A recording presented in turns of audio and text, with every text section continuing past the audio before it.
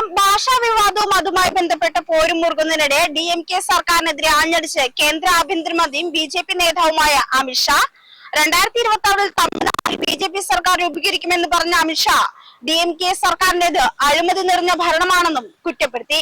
കോയമ്പത്തൂരിൽ BJP office ഉദ്ഘാടനം ചെയ്ത് സംസാരിക്കുകയായിരുന്നു അദ്ദേഹം. അഴിമതി കേസുകളിൽ DMKയുടെ എല്ലാ നേതാക്കളും ബിരുദാനന്തര ബിരുദം നേടിയവരാണ്.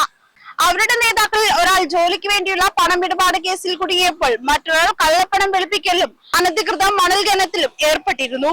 മൂന്നാമനാവട്ടെ അനധികൃത സ്വത്തുമായി ബന്ധപ്പെട്ട ആരോപണങ്ങൾ നേരിട്ട് വരികയാണ്. കേന്ദ്ര ഫണ്ട് BJP മോദി സർക്കാരും ചേർന്ന് തടഞ്ഞുവെക്കുന്നെന്ന ആരോപണത്തിനും അമിത്ഷാ മറുപടി നൽകി. MK സ്റ്റാലിന്റെ പ്രസ്താവനയിൽ സത്യമില്ല. കഴിഞ്ഞ 5 വർഷത്തിനിടെ 5 ലക്ഷം കോടി രൂപയാണ് മോദി സർക്കാർ തമിഴ്നാടിന് നൽകിയത്.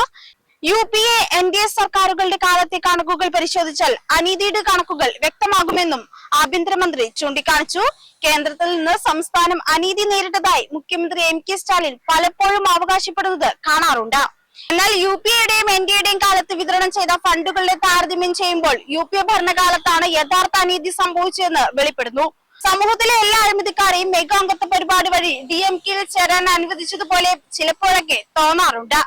യഥാർത്ഥ ആശങ്കകളിൽ നിന്നും വ്യതിചലിക്കാൻ MK സ്റ്റാലിനും മറ്റു വിഷയങ്ങൾ ഉന്നയിക്കുകയാണ്.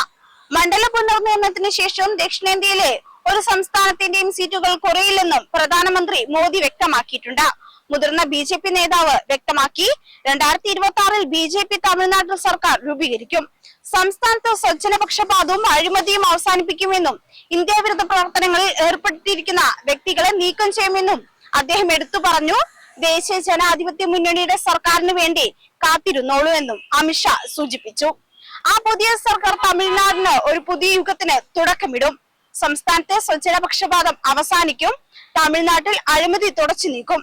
ഇന്ത്യ വിരുദ്ധ പ്രവർത്തനങ്ങളിൽ ഏർപ്പെട്ടിരിക്കുന്ന വ്യക്തികളെ തമിഴ്നാട്ടിൽ നിന്ന് നീക്കം ചെയ്യാനും ഞങ്ങൾ പ്രതിജ്ഞാബദ്ധരാണെന്നും അമിത്ഷാ കൂട്ടിച്ചേർത്തു.